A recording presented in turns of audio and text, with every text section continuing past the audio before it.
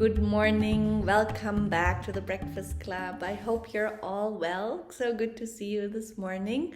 It's rather still dark and gloomy outside, so if my picture is a bit blurry, I hope you can excuse that. I hope you're all well. And today we are going to talk about mantras.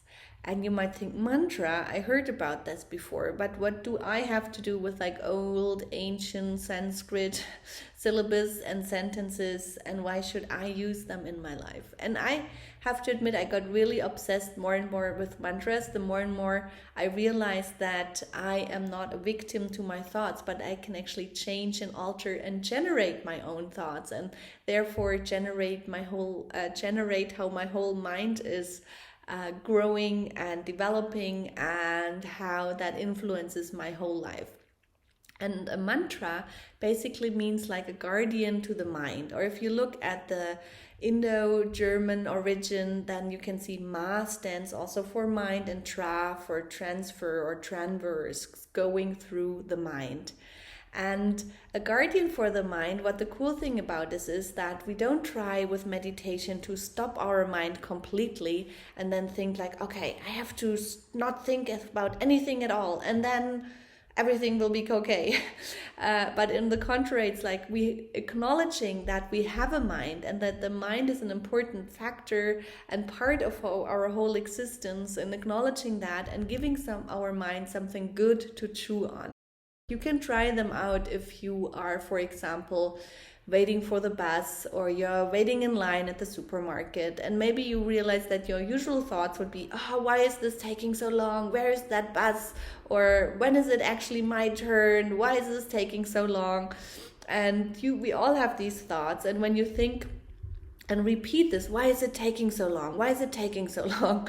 Just imagine what kind of a pattern you set in your brain. But if you catch yourself before you start thinking, why is this taking so long? And instead say, I am well, may I be well. May everybody in the supermarket be well. May everybody be well. May everybody be well.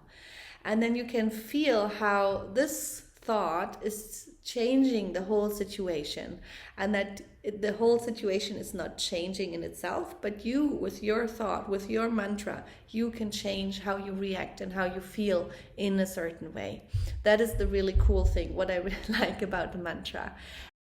And I used this image of the river that was taken where my aunt in California lives, a beautiful river, but I used that image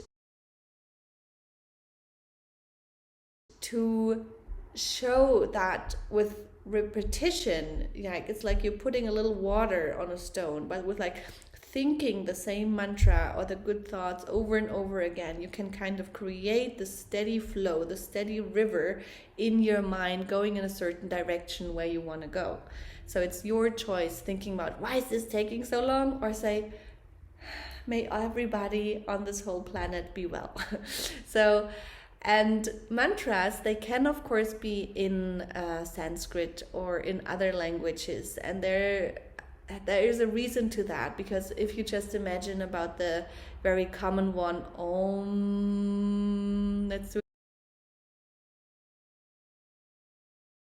it all together, Om. You can feel that it's not only a syllabus in your mind, but it's with the vibrations in your body. It's also very healing with the vibrations, your organs, and it's relaxing your posture. It has a lot of positive effects on your whole system.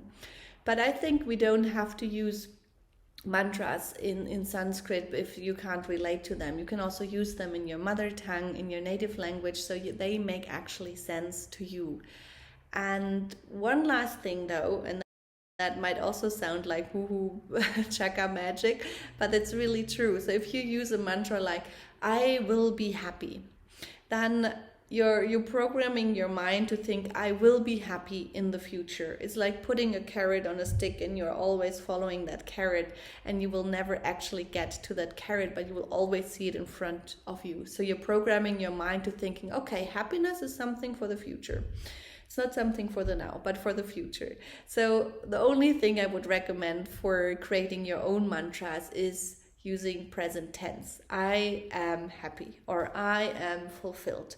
this is a good day, and that tomorrow will be a good day. No, this is a good day. And repeat them constantly and whenever you feel like it. You probably saw these malas.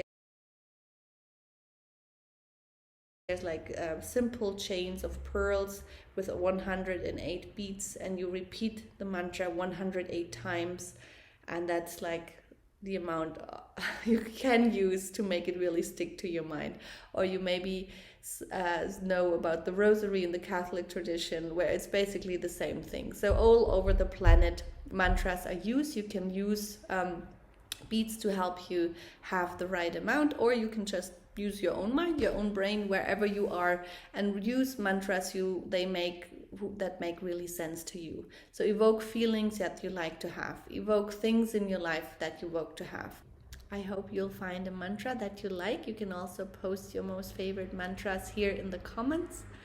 Have a wonderful day. See you tomorrow. Bye bye.